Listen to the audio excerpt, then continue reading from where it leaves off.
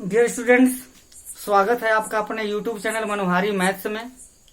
Previous video में हम लोगों ने किसी भाज्य बहुपद में किसी भाजक बहुपद से भाग देना सीखे थे और शेषफल कितना आया था यह भी देखे थे। अब इसको हम लोग शेषफल प्रमेय से जोड़ेंगे। शेषफल प्रमेय से जोड़ने के लिए मैं ये बताना चाहूंगा कि जैसे मान लीजिए भाजक को हम क्या लिखे हैं यहाँ, भाजक हमारा क्या है 3x² प्लस x माइनस 1, ये है भाजक। दो प्रश्न है, दोनों पर देख लेंगे यहाँ। इस भाजक को जब यह पॉलिनोमियल है और x चर में है, इसको हम px भी लिख सकते हैं। px बराबर 3x² प्लस x माइनस 1 लिख सकते हैं। और देखिएगा यहाँ जब x प्लस 1 से 3x² प्लस x माइनस 1 में जब भाग दिया गया है तो शेषफल कितना बचा है, 1 बचा है। अब यहाँ ये देखा जा सकता है कि हम बिना भाग दिए शेषफल अगर हमको प्राप्त करना हो तो हमें क्या करना पड़ेगा। तो देखिए यहाँ x प्लस 1 से भाग दिए हैं इस भाज्य में तो शेषफल 1 आया है। ऐसा करते हैं x की जगह पर अगर हम -1 भर देते हैं, x की जगह पर x प्लस 1 है, अगर इसको x प्लस 1 बराबर 0 करें तो x बराबर हमको -1 मिल जाएगा। तो x के जगह पर अगर हम -1 भरते हैं तो क्या हो जाएगा 3। अब मतलब ये हो जाएगा कि जहां जहां x है वहां वहां ऋण 1 भरना पड़ेगा। तो क्या होगा x ऋण 1 3 -1 होल स्क्वायर प्लस -1 यहाँ क्या हो जाएगा 3। ऋण 1 का वर्ग करेंगे तो 1 हो जाएगा और 1 का गुणा करेंगे तो यहाँ 3 ही हो जाएगा। ये ऋण 1 हो गया, ये ऋण 1 हो गया। अब 3 में से जब इसको ऋण 2 हो जाएगा और 3 में से 2 घटाएंगे तो 1 हो जाएगा p(-1) बराबर। अब यहाँ देखिए x प्लस 1 से भाग दिया तो शेषफल कितना आया, 1 आया। और बहुपद में जहां जहां x है वहां वहां अगर हम x बराबर -1 भर दिए तब भी जो है वही शेषफल आया। इसका मतलब ये हो गया कि x प्लस 1 से अगर किसी भाज्य में भाग देते हैं शेषफल ज्ञात करना हो तो ये पूरी लंबी प्रक्रिया न करके बड़े शार्ट में जहां जहां x है वहां वहां +1 भर देंगे तब भी हमारा रिमाइंडर आ जाएगा। एक दूसरा एग्जाम्पल देखते हैं, क्योंकि यहाँ पर भाग दिया गया है, इसको देख लेते हैं। मान लीजिए कि यहाँ पर px बराबर मान लीजिए क्या वो है 3x⁴ minus 4x³ minus 3x minus 1। मैं इसको मिटा नहीं रहा हूँ, इसलिए नहीं मिटा रहा हूँ, सामने रहेगा तो कंपेरिजन करने में बहुत आसानी होगी। तो यहाँ पर हो जाएगा -1। अब देखिए x -1 से भाग दिया गया है, अगर x -1 बराबर 0 करें तो x बराबर 1 हो जाएगा कि नहीं। और जब x बराबर 1 हो जाएगा तो जहां जहां x है वहां वहां अगर 1 भर देते हैं 3 × 1⁴ माइनस 4 × 1⁴³ माइनस 3 × 1 - 1 तो ये क्या हो जाएगा 3। और 1 पर 4 पावर लगाएंगे तब भी उसका मान 1 ही होगा, गुणा करेंगे तो 3 हो जाएगा। 1 पर 3 घात है तो वह 1 होगा, 4 में गुणा करेंगे तो ऋण 4 हो जाएगा। और यह 3 में 1 गुणा करेंगे तो ऋण 3 हो जाएगा और यहाँ ऋण 1 हो जाएगा। अभी क्या होगा यहाँ ऋणात्मक संख्याएं देखिए ऋण 4 ऋण 3 ऋण 1 4 3 7 7 1 8 ऋण 8 हो गया। और 3 में से जब हम 8 घटाएंगे, ध्यान दीजिएगा एक धन है एक ऋण है, एक धन है एक ऋण है तो घटाने का काम किया जाएगा। आप बड़ी में से छोटी को घटा देंगे 5 आ जाएगा, बड़ी का चिन्ह लगा देंगे p(-1)। अर्थात आप क्या देख रहे हैं, जब लंबी प्रक्रिया के द्वारा भाज्य में जब भाजक का भाग दिया गया तो शेषफल ऋण 5 आया है। शॉर्ट फॉर्म में जहां जहां x है वहां वहां ऋण 1 के विपरीत चिन्ह यानी कि x बराबर -1 भर दिया गया तो वही उत्तर आ गया। अब आइए हम लोग एक निष्कर्ष पर पहुंचे। निष्कर्ष पर पहुंचेंगे, किस तरीके से पहुंचेंगे, रिमाइंडर थ्योरम क्या है उसको हम लोग बना लें। याद करने की जरूरत नहीं है, याद नहीं करना है हमको जो ये स्थिति है इससे हम शॉर्ट फॉर्म बनाए हैं, इसी का एक हमको निचोड़ निकाल लेना है, अपने माइंड में सेट कर लेना है, वही रिमाइंडर थ्योरम के रूप में ऑलरेडी बना रहेगा। परीक्षा के पहले भी बना रहेगा, परीक्षा के दौरान भी बना रहेगा, और परीक्षा देने के बाद भी हमारे माइंड में बना रहेगा, ताकि वो भविष्य में काम आएगा। देखिए हम यहाँ पर कह सकते हैं, इसको मैं मिटा देता हूं लिखने के लिए। फाइनली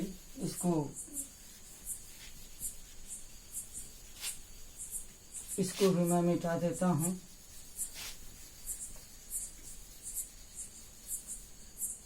क्योंकि इसको देख ही लिए हैं। शेषफल प्रमेय क्या है, लिखेंगे यदि px या ऐसे कहें किसी बहुपद px में,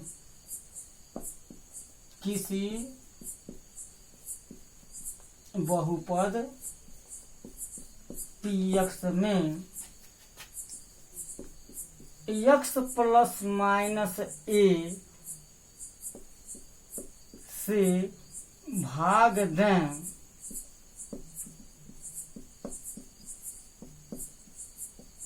तो शेषफल p of minus plus a बचता है।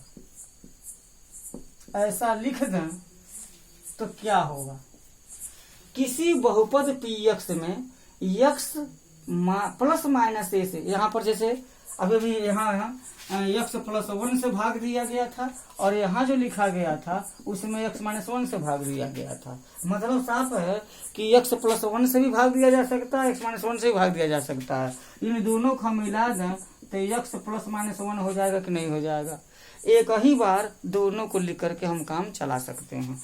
तो सूत्र लिखा गया कि x प्लस माइनस a से भाग दें तो शेषफल क्या बचेगा, p of minus plus a बचता है। यानी कि x प्लस a से भाग देंगे तो हमको p ऑफ माइनस a भरना पड़ेगा, x माइनस a से भाग देंगे तो p ऑफ प्लस a भरना पड़ेगा, और p ऑफ माइनस a वही रिमाइंडर है, p ऑफ प्लस a वही रिमाइंडर है। तो यहीं पर हमारा ये शेषफल प्रमेय बन जाता है। जैसे एग्जाम्पल हमने जो लिया उस एग्जाम्पल से ये बिल्कुल यही निचोड़ निकला है, किसी बहुपद px में x प्लस माइनस a से भाग दें तो शेषफल p of minus plus a बचता है। उसमें एक अलग से एक गुणनखंड प्रमेय भी जोड़ सकते हैं। गुणनखंड प्रमेय के लिए आइए एक एग्जाम्पल लेंगे। एक एग्जाम्पल लेते हैं अंकगणित का। जैसे मान लीजिए 8 में आपको 5 से भाग देना है, तो 5 से कम 5 हो जाएगा, 8 में से 5 घटेगा तो 3 होगा। 13 में 2 का भाग देना है तो 2 छक्के 12 होगा, 1 बच जाएगा। एक समय ऐसा जैसे मान लीजिए कि 24 है, 24 में 3 का भाग देंगे तो 3/24 हो जाएगा, 0 हो जाएगा। यहाँ एक एग्जाम्पल और लेते हैं। 48 में जब हम 4 का भाग देंगे तो 4 एक कम 4 हो जाएगा, कैंसिल, और 8 तो 4 दूना हो जाएगा 8, यहाँ हो जाएगा 0, 0 बच जाएगा। तो एक बात देखा जाए, अब यहाँ पर 5 का हम पहाड़ा पढ़ें, 5 का पहाड़ा पढ़ें तो क्या है, या 8 का हम गुणनखंड करें, 5 का पहाड़ा पढ़ें तो देखें कि पहाड़े में 8 आता है कि नहीं आता है।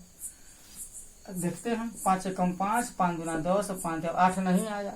या 8 का गुणनखंड करें तो क्या मिलेगा, 2 गुणे 2 गुणे 2 मिलेगा। यहाँ देखिए 2 का पहाड़ा पढ़ेंगे तो 2 एक कम 2, 2 दूना 4, 2 तीन 6, 2 चौके 8, 2 पथे 10, 2 छके 12, 2 सते 14, 13 नहीं आया। या 13 का जब आप गुणनखंड करेंगे, 13 का गुणनखंड करेंगे तो 13 बराबर 1 गुणे 13 हो जाएगा, उसमें 2 नहीं आएगा। यहाँ देखिएगा, अगर हम 24 का 24 का गुणनखंड करते हैं। यहाँ 3 का पहले हम पढ़ा, 3 एकम 3, 3 दूना 6, 3 तिया 9, 3 चौके 12, 15, 18, 21, 24, 27 ऐसे हो गया। फिर 24 का अगर हम फैक्टर करते हैं तो 2 गुणे 2 दूना 4, 2 दूना 4, 4 दूना 8, 8 तिरके 24 हो जाएगा। 48 की बात करते हैं तो क्या हो जाएगा, 4 का जब हम टेबल पढ़ेंगे तो आएगा 48 भी आएगा और 48 4 52 भी आएगा। अगर 48 का अगर हम करते हैं फैक्टर तो क्या मिल जाएगा हमको, 2 दूना 4, दूना 8, दूना 16 और 16 तिहा 48 हो जाएगा। प्यारे बच्चों, ये देखिए बहुत छोटी सी बात है। बहुत हम लोग ज्ञात से अज्ञात की ओर आगे बढ़े, नोन से अननोन की ओर आगे बढ़ेंगे तो अच्छा रहेगा। और हमको नहीं लगता ये जो यहाँ लिखा गया है क्लास 9 में पढ़ने वाले किसी बच्चे को ये भाग न आती हो, सबको आती है। ये फैक्टर भी सबको आती है, लेकिन इसी छोटी सी चीज को लेकर के हम शेषफल प्रमेय कहिए, गुणनखंड प्रमेय कहिए, आगे की गतिविधियों में शामिल होंगे। यहाँ पर ये देखा जाए कि जब शेषफल 3 बचा था, शेषफल 3 बच गया था तो 5 8 का गुणनखंड नहीं है, 5 8 के गुणनखंड में शामिल नहीं है। जब शेषफल 1 बच गया था तो 2 13 के गुणनखंड में शामिल नहीं है। जब शेषफल 0 बच गया था तो 24 के गुणनखंड में 3 मौजूद है। जब 48 में 4 का भाग दिए थे, शेषफल 0 बच गया था तो 48 के गुणनखंड में 48 गुणनखंड में 4 शामिल था। 2 गुणे 2, इसने को हम 4 मान सकते हैं। डायरेक्ट 4 लिखा या 2 गुणे 2 लिखा, बात तो एक ही हुआ। तो एक निष्कर्ष क्या निकल रहा है यहाँ, निष्कर्ष ये निकल रहा है कि किसी भाज्य में किसी भाजक से भाग देने पर अगर शेषफल 0 नहीं बचता है तो वह भाजक उस भाज्य का एक गुणनखंड नहीं होता है। फिर से सुनिए, जब किसी भाजक से किसी भाज्य में जब भाग देते हैं और शेषफल 0 नहीं आता है तो उस भाज्य के गुणनखंड में वो भाजक शामिल नहीं होता है, या वो भाजक उस भाज्य का एक गुणनखंड नहीं होता है। अब यहाँ पर देख लीजिएगा, जब किसी भाज्य में किसी भाजक से भाग देने पर शेषफल 0 बच जाता है, यहाँ पर भी देखिए, यहाँ पर भी देखिए, जब किसी भाज्य में किसी भाजक से भाग देने पर शेषफल 0 बच जाता है तो क्या होता है, उस भाज्य के गुणनखंड में वो भाजक शामिल होता है, या वो भाजक उस भाज्य का एक गुणनखंड अवश्य होता है। यहाँ पर भी देखिएगा, 48 में 4 का भाग दिया गया, शेषफल 0 आ गया, तो 48 के गुणनखंड में 4 शामिल है, अर्थात ये भाजक इस भाज्य का एक गुणनखंड अवश्य बन जाता है। तो ध्यान दीजिएगा, एक लाइन में अगर हम कहें शेषफल अगर 0 आया है तो भाजक भाज्य का एक गुणनखंड है, और शेषफल अगर 0 नहीं आया, कोई शून्येतर संख्या आई है तो भाजक उस भाज्य का एक गुणनखंड नहीं है। इसको हम पहाड़ा पढ़ करके भिन्न भिन्न संख्याओं को लेकर के या कोई बीजगणितीय व्यंजक लेकर के इसको हम जांच परख सकते हैं। अब एक एग्जाम्पल भी देखेंगे बीजगणित का, ये तो अंकगणित का था, अब बीजगणित का एक एग्जाम्पल लेकर के देखते हैं। इसको मिटा देता हूं।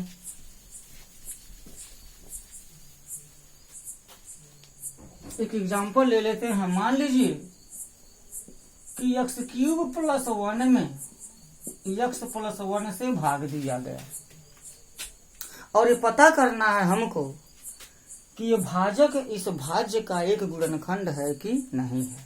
तो भाग दें, एक्स क्यूब में एक्स का भाग देंगे तो एक्स स्क्वायर आएगा, एक्स स्क्वायर का एक्स में गुणा करेंगे तो एक्स क्यूब होगा, एक्स स्क्वायर का +1 में गुणा करेंगे तो प्लस एक्स स्क्वायर होगा, माइनस माइनस हो जाएगा, कैंसिल हो जाएगा, माइनस एक्स स्क्वायर +1 हो जाएगा। यहाँ भाज्य की घात भाजक की घात से अधिक है, इसका मतलब भाग जाएगा। माइनस एक्स स्क्वायर में जब एक्स का भाग देंगे तो माइनस एक्स आएगा, माइनस एक्स का एक्स में पुनः गुणा करेंगे तो minus x square, minus x का +1 में गुणा करेंगे तो यहाँ माइनस एक्स हो जाएगा, ये प्लस हो गया, कैंसिल हो गया और यह एक्स +1 हो गया। यहाँ पर भाजक की घात भाज्य की घात भाजक की घात बराबर है, ये शेषफल भाजक ने शेषफल बहुपद की घात भाजक बहुपद की घात के ठीक बराबर है। एक घात यहाँ भी, एक घात यहाँ भी है, तो भाग जाएगा। कम रहेगा तो भाग नहीं जाएगा। अगर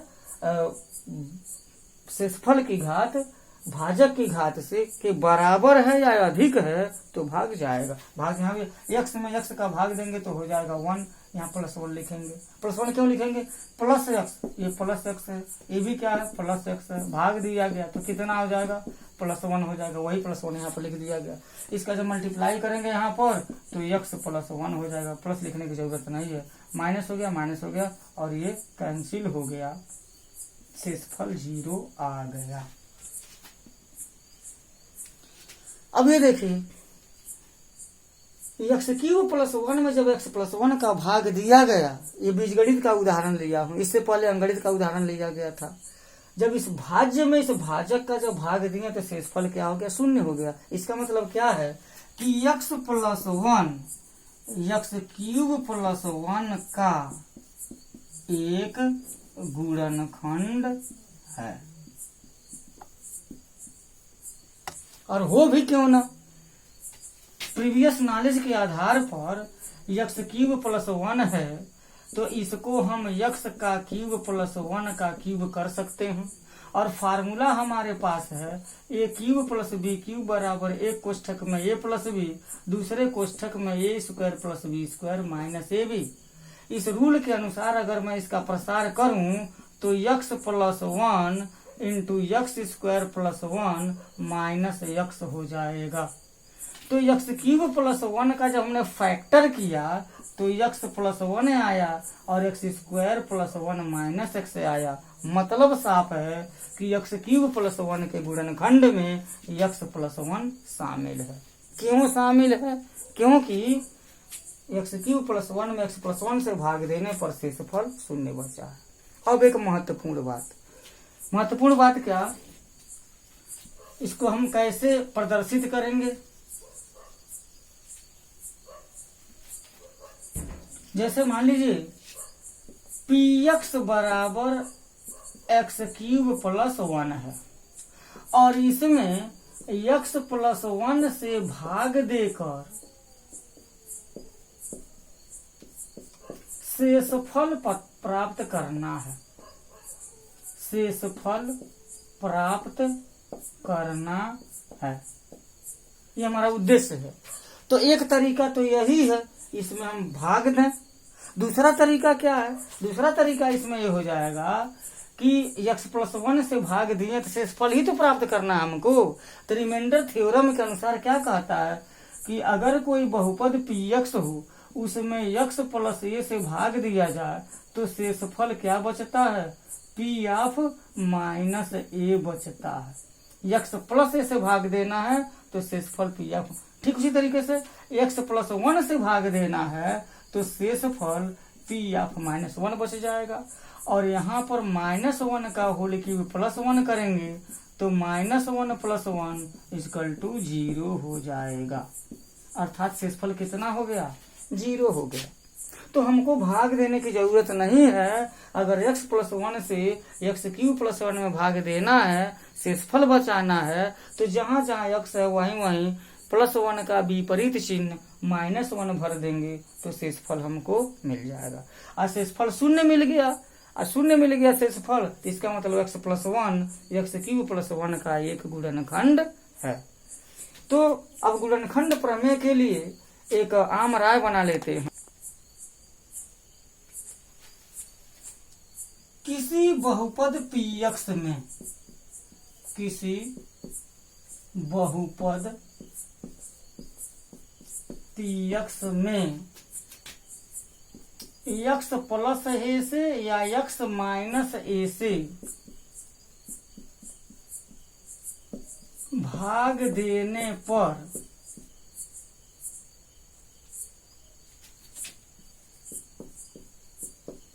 शेषफल p of minus plus a बचता है। ये शेषफल प्रमेय में है। शेषफल प्रमेय से शेष बच गया है। गुणनखंड प्रमेय के लिए बस यहीं पर एक लाइन और लिखना है। यदि p of minus plus a बराबर 0 तो क्या हो जाएगा, x plus minus of a px का एक गुणनखंड हो जाता है। प्यारे बच्चों, गुणनखंड प्रमेय शेषफल प्रमेय में ही शामिल है। बहुपद px में x प्लस माइनस a से भाग देने पर शेषफल p of minus plus a बचता है।